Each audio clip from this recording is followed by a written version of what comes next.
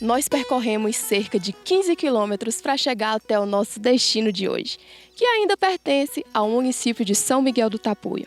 Aqui nós iremos te mostrar a realidade, o cotidiano e a vida de uma comunidade que é desconhecida até mesmo pela grande parte da população da cidade. Hoje, o Piauí que vamos te mostrar é o povo quilombola dos macacos. Foi no quilombo que o negro sonhou um dia não ser mais acorrentado, não sofrer mais covardia. Os quilombolas são um povo remanescente de um grupo étnico-racial formado por descendentes de fugitivos de escravos durante o período da escravidão no Brasil, assim como outras pessoas também moravam nos chamados quilombos. Os quilombolas sofreram por muito tempo discriminação e o não reconhecimento de suas cidadanias. E para conhecer um pouco mais sobre essa comunidade, nós iremos conversar com Maria Félix e seu pai, Manuel Félix, membros da comunidade quilombola dos macacos. E nós vamos iniciar conversando com a Maria Félix a respeito aqui da comunidade quilombola dos macacos. Para evitar que a gente cometa algum equívoco, passe uma informação diferente da verdadeira, eu queria que você falasse para a gente o que é, na verdade, o povo quilombola, como você define esse povo. Eu defino esse povo, a gente define a nossa história, a nossa realidade, contando a nossa história, também cantando, passando um pouco do que foi os nossos antepassados, como eles aqui chegaram, como habitaram e como a gente também está aqui até hoje. Como a gente conseguiu estar aqui até hoje, resgatando o que foi dos nossos antepassados, quando foram expulsos há muitos anos atrás, a qual eu desconheço até a data que eles foram expulsos dessas terras, mas que nós estamos aqui, essa outra geração, raízes, né, para resgatar as nossas origens, nosso território quilombola de macacos. Na realidade, então, os antepassados da sua comunidade são os indígenas, são os escravos. Quem foram os seus antepassados? Os nossos antepassados foram indígenas e escravos, porque essas terras aqui elas foram descobertas por uma índia. Aqui era só mata, era terra devoluta, como a gente chama na nossa linguagem quilombola, terra que não tem dono. E existia muitos índios, como São Miguel do Tapuio inteiro é conhecedor que em São Miguel foi uma cidade, antes de ser cidade, habitada por índio. Tinha os tapuios e tinha os tacarijus. E essa índia, vindo de uma tribo, a gente não sabe qual delas, qual a origem dessas tribos que tinha em São Miguel. Contado pelos nossos antepassados mais velhos, ela à procura de uma onça, ela veio chegar a matar essa onça aqui em uma fonte de olho d'água que tem dentro da comunidade, olho d'água existente até hoje, que abastece toda essa comunidade. E foi através dessa índia que foi descoberto essas terras aqui. E depois dela, da chegada dela aqui, veio também escravo. Ela tinha esse conhecimento dessa pessoa, que os mais velhos diziam que era um namorado dela, era uma pessoa com quem ela se relacionava. Ao descobrir essa terra fértil e com muita água, vegetação nativa e toda virgem, que não tinha habitante, ela voltou e informou ao seu companheiro e voltaram para cá, para essa comunidade, e aqui eles habitaram, nessa comunidade aqui. Só existia mesmo a mata e muitos animais, como macacos, soninho, que ainda existe até hoje. Até hoje. Sim. A comunidade existe esses animais aqui dentro, a qual a comunidade leva o nome de macacos, justamente por isso. Divide o número de macacos que tem dentro da comunidade e os antepassados não tinham nome aqui e eles então deram esse nome, macaco. A comunidade ele tem um líder, tem um fundador, você tem o registro dessa pessoa que comanda, tem uma pessoa que comanda a comunidade? Sim, a gente tem. Tudo começou com o meu pai. Quando as nossas famílias foram expulsas daqui, a datas desconhecidas, que a gente desconhece a data, mas foram expulsos os meus bisavós, tataravó, através de um grileiro que chegou aqui vindo do lado do Ceará, há muitos anos atrás. Pegou a enganar as famílias, botando para comprar as terras deles, e quem não aceitou trocar aquelas terras, ele expulsou com ameaças. Naquele tempo o pessoal desconhecia, ainda não tinha lei quilombola também, naquela época. Então as famílias acabaram que abandonaram as suas terras. E aí foi nascendo outra geração, como meu pai nasceu depois, bem depois do acontecido da expulsão das famílias. Mas é claro que cresceu ouvindo essas histórias, os seus avós contando, bisavós e a sua mãe. Mas ele não tinha assim na mente de resgatar essas terras que foram dos nossos parentes, não. Mas o destino trouxe ele para cá já depois de adulto, casado, construindo família com a sua esposa que está aqui também, que é minha mãe. mas veio com uma morador. Nesse tempo aí, quem expulsou as famílias já tinha vendido, passado essas terras para outra pessoa. E aí, quando essa pessoa comprou essas terras, dos nossos antepassados, que foram dos nossos antepassados, botaram o morador, e no caso foi meu pai e meu avô, para ver o que é o destino. Eles vieram morar onde pertenceu os seus antepassados, que agora já era de outros donos que tinham comprado essas terras. Então tudo começou por causa de voto. Aqui todo mundo tinha que votar onde o patrão queria, era oprimido, só fazia o que o patrão mandava. Então, quando meu pai resolveu uma vez declarar apoio a um certo candidato na época, o patrão da época achou ruim, expulsou ele daqui, correu com ele. Andaram pela justiça, ele fez um acordo do patrão pagar o que ele tinha aqui. No caso, um número grande de pé de cajueiro, tinha cana, manga, goiaba. Toda fruta nativa que você imaginar, a nossa comunidade aqui ela é riquíssima de fruta. E na época já tinha plantado por o meu pai e meu avô. Então, como esse acordo foi descumprido, o patrão não pagou essa indenização, e aí foram aparecendo lei, a FETAG, que é a Federação dos Trabalhadores, já entrou na história com advogado para defender o direito do trabalhador. Essa luta vem se arrastando, começou por volta de, digamos que de 90, a associação aqui foi fundada em 97. Em julho de 1997 foi fundada a associação aqui. Foi criada uma diretoria com um presidente, que na época era o irmão do meu pai. Aí vem passando, a gente tem que renovar. Meu pai foi o presidente por muitos anos e agora a minha irmã está à frente da associação como presidente. Mas existe toda uma liderança. Hoje, meu pai não está mais como presidente, mas está como articulador, está como articulador mesmo. É quem dá as articulações, é quem prepara, é quem vai passando as histórias. E aí a gente hoje está aqui com essa associação montada e algumas lideranças, compostas aí por 12 membros aí na associação, que é quem vive lutando dia e noite aqui, resistindo para a melhoria da comunidade cada vez mais. Então, no caso, a comunidade hoje é registrada, tem toda a documentação registrada, ou vocês ainda têm algum receio de, assim, por motivos políticos, como era antigamente, acontecer de ser retirado, como era antigamente, ou não? A comunidade ela tem a documentação hoje? Ela tem. Além de a associação ser registrada, cadastrada na Receita Federal, a gente tem o registro, CNPJ, a comunidade também ela é certificada pela Fundação Cultural Palmares. Ela foi certificada em maio de 2005. A gente tem esse registro, reconhecendo a nossa origem como a origem quilombola. Porque quilombo, tem muitas pessoas que acham que quilombola é ser negro.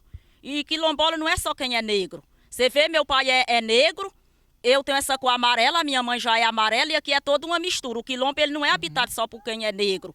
Ele é um lugar onde foi refúgio de pessoas dos antepassados, como o índio, o escravo. Então, é chamado de quilombo devido ter sido lugar para refúgio. Mas aí, devido à nossa história, foi feito todo o trabalho antropológico, que não é só eu dizer que sou quilombola, eu tenho que provar que eu sou quilombola. Como se prova que é quilombola? Se prova mostrando as taperas dos nossos antepassados, a sepultura onde está enterrado os nossos antepassados, as pedras com pintura que aqui a gente tem dentro do quilombo, um lugar aí que poucas pessoas conhecem, mas é lugar que a gente aqui lá vai passar algum tempinho lá, observando e admirando uma natureza fértil e uma natureza maravilhosa. Então, depois de todo um trabalho antropológico, todo um estudo de técnico, de perícia, todo aquele trabalho que requer e que está lá dizendo o decreto presidencial foi feito dentro dessa comunidade pelo INCRA e também pelo INTERP.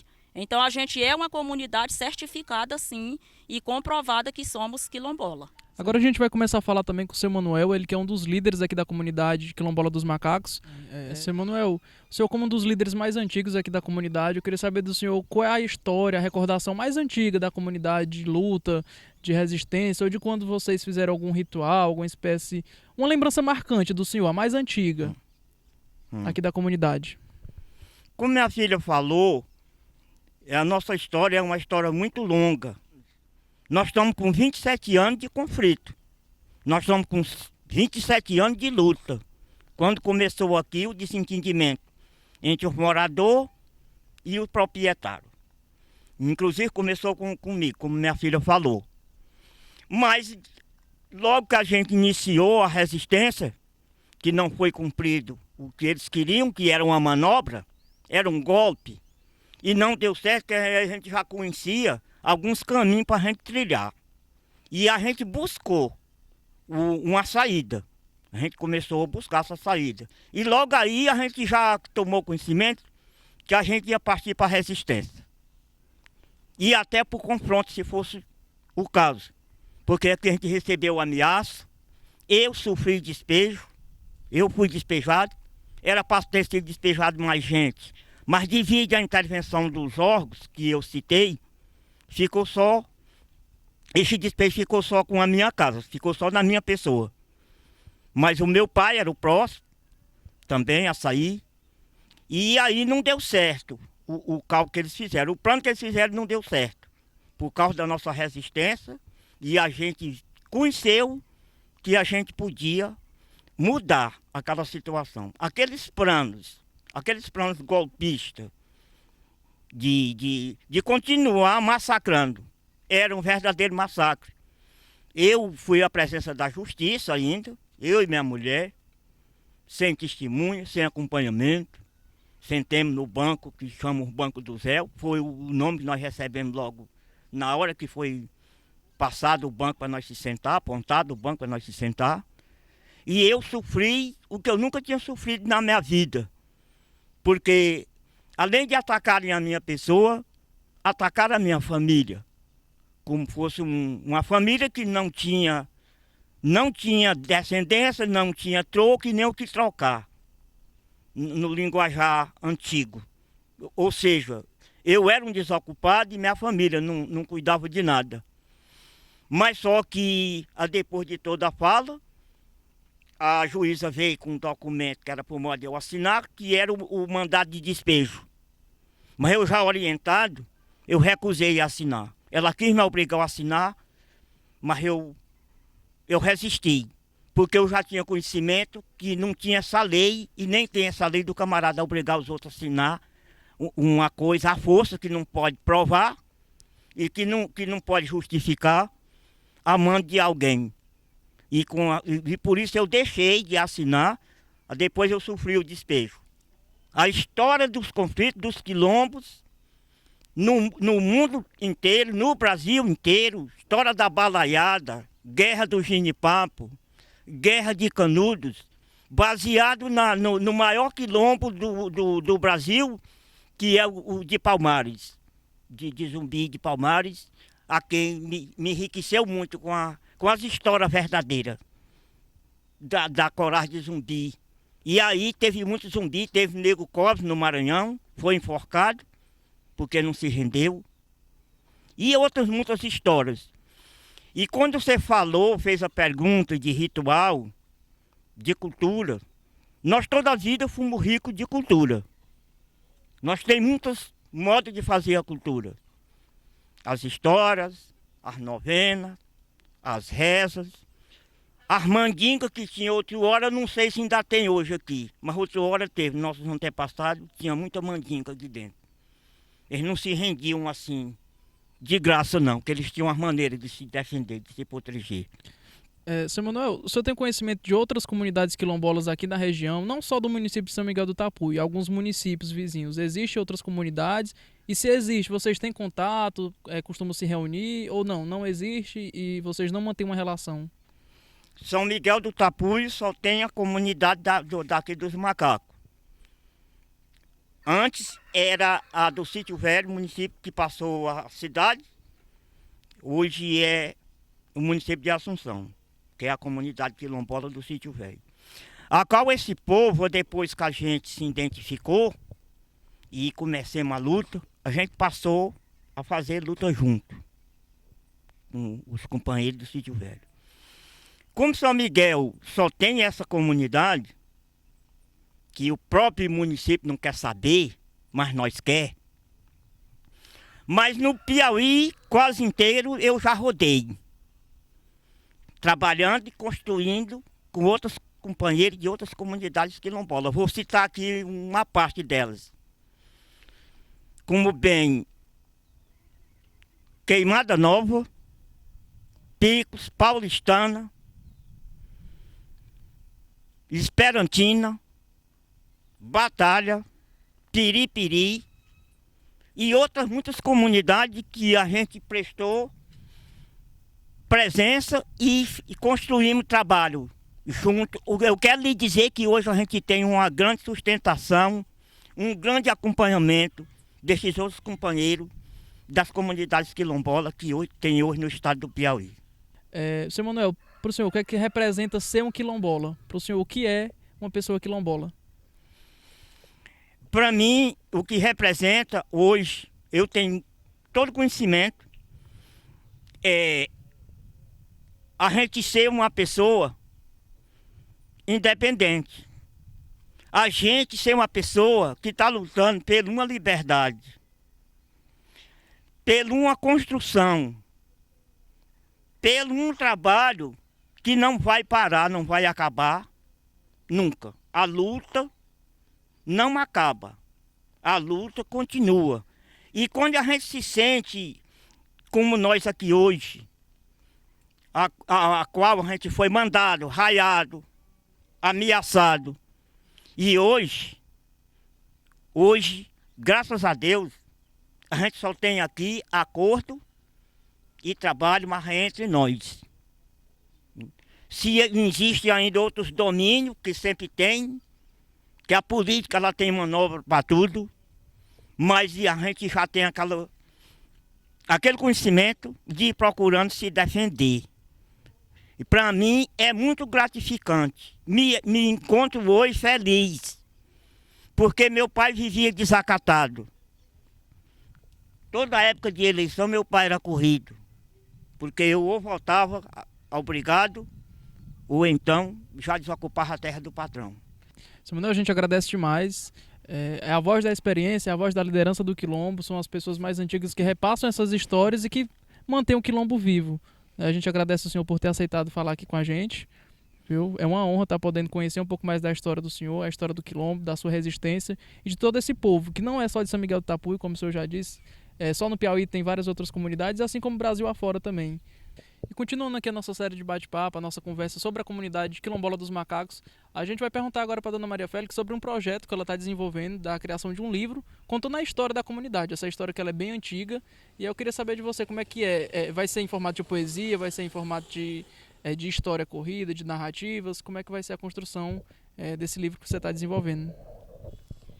Na realidade é em forma de poesia. Desde eu criança que a gente aqui costumava ler romance. Aquelas cartilhazinhas que é lida em verso.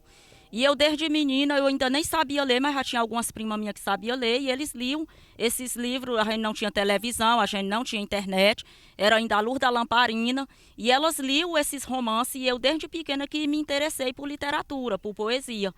E crescendo, ouvindo a história da nossa comunidade, eu tinha essa vontade, este sonho de pedir para alguém escrever a nossa história. Só que Deus não quer que ela seja escrita por outra pessoa. Então, eu acho que Ele está me dando um certo preparo, porque uma vez do nada, eu na minha rotina normal de dona de casa, começou a vir a história mais em poesia. Eu ia lembrando de toda a história contada e ia fazendo verso. Então, eu larguei o que eu estava fazendo, peguei o caderno, que ainda não é um livro, mas era um caderno. Tem a promessa aí da Universidade de Teresina de transformar o que eu estou escrevendo em livro para que possa ser, quem sabe no futuro é um sonho de chegar até as escolas ou as livrarias, as bancas, para que todos tenham conhecimento dessa história da comunidade macacos. E eu estou escrevendo ela em poesia. Eu escrevo e leio ela em poesia. Poesia. Você tem a quantidade de páginas? Quantas páginas já tem o livro, a formação do livro? Eu já vou em mais de 200 poesias dentro 200 dele. Poesias. Eu posso recitar alguma aqui? Pode, deve. Por favor. Para mostrar a nossa realidade aqui, eu vou ler alguns trechozinhos aqui, que ela inicia mais ou menos dizendo assim. Há muitos anos passados, uma índia apareceu à procura de uma onça no brejo onde bebeu. Foi o começo de tudo, graças à índia e a Deus. Essa índia era brava, de uma aldeia talvez, Tapuio ou Tacarijus, não sei o destino seu. Só sei que tudo é verdade o que eu digo a vocês. Iluminado por Deus, peço a Ele permissão, ao Divino Espírito Santo, entrego o meu coração para escrever a história do quilombo do sertão. Devido ser uma índia, se agradou do lugar, viu que a terra era boa para plantar e para morar, pois tinha água bastante escorrendo no lugar. Era a mão da natureza que estava abençoando tanta água com fartura para beber e para plantar, e sua aldeia natal cuidou logo em se ausentar. Na cidade de São Miguel existia escravatura, na fazenda Cana Brava, uns quilombos de lonjura, onde negro apanhava sofrendo grande amargura. E daí por diante, que é o início da nossa história. E aí eu fui pegando tudo que aconteceu da época da chegada da Índia para cá e hoje escrevo o que está acontecendo presente, da nossa luta, de como começou, como a nossa resistência, como nós estamos aqui até hoje. Tudo que nós passamos eu estou escrevendo neste caderno, tudo nesse ritmo que vocês ouviram, que é em literatura. Em poesia. É difícil acreditar que a senhora não tinha feito esse tipo de trabalho anteriormente, viu? Porque realmente são trabalhos que a gente costuma ver de profissionais que já trabalham nesse ramo de poesia, de repente, né? Que são aquelas músicas também nesse ritmo nesse compasso também de poesia, de rimas, né? Que a poesia ela tem todo esse trabalho também de rima. Você tem que trazer a cultura para dentro do texto, só que tem que pegar essa rima, né? A rima. Nossa, tá de parabéns. Você teve ajuda para fazer esse... Não, sozinha. Sozinha? Sozinha. Quando vem a rima, eu largo o que eu tô fazendo e vou pro caderno. Pode ser que hora for. Quando foi que você começou a juntar essas recordações, essas histórias? Eu acho que eu tá com uns 4 anos que eu comecei a botar no papel. Você tem uma previsão de quantas páginas você quer, de quando vai terminar? Eu acho que essa primeira etapa eu já estou com ela encerrando. A minha vontade, o meu pensamento é de mandar já fazer o livro mesmo, a história no livro. E depois, é claro que eu não vou parar por aqui, eu vou dar continuidade. A minha ideia é que a história da comunidade ela não vai morrer, nem para trás e nem daqui para frente. Porque enquanto eu estiver viva, o meu pensamento é de ir escrevendo tudo que aconteça. Se for preciso escrever um livro, 2, 3... Só peço a Deus que me ilumine para mim continuar. Dona Maria, para encerrar, o que você gostaria de falar para as pessoas que não conhecem a comunidade ou que têm uma imagem diferente da comunidade? O recado que você deixa para as pessoas conhecerem a comunidade de verdade. Como é que a comunidade é? Passa uma mensagem para as pessoas conhecer quem vocês são, quem é a comunidade Quilombola dos Macacos. Eu costumo dizer que antes das pessoas julgar é melhor ter o conhecimento de escutar, né, as duas versões e as partes para poder ter uma visão. Então o recado que eu passo para todo mundo é que conheça a nossa história, que venham escutar, participar dos eventos da comunidade, participar da nossa cultura, ter o conhecimento de quem somos. E eu acredito que quando a pessoa passar a conhecer a nossa história, escutar os nossos relatos dos nossos antepassados e da nossa vivência aqui na comunidade, eu acredito que o olhar vai ser diferente. E eu não julgo quem não aplaude. Eu só peço que escutem. A partir do momento que você escuta, você vai ter uma visão diferente. Quilombo é a nossa liberdade. O que significa ser quilombola para nós é isso, liberdade. É a palavra que define. E esse é o Piauí de Notícias, trazendo para você cultura, tradição, regionalismo, tudo que o Piauí tem de melhor. Negro corria pela mata assustado, ouvindo o tiro do chicote do feitor. Mas Rei Zumbi liberava energia e armadilha na terra ele botou.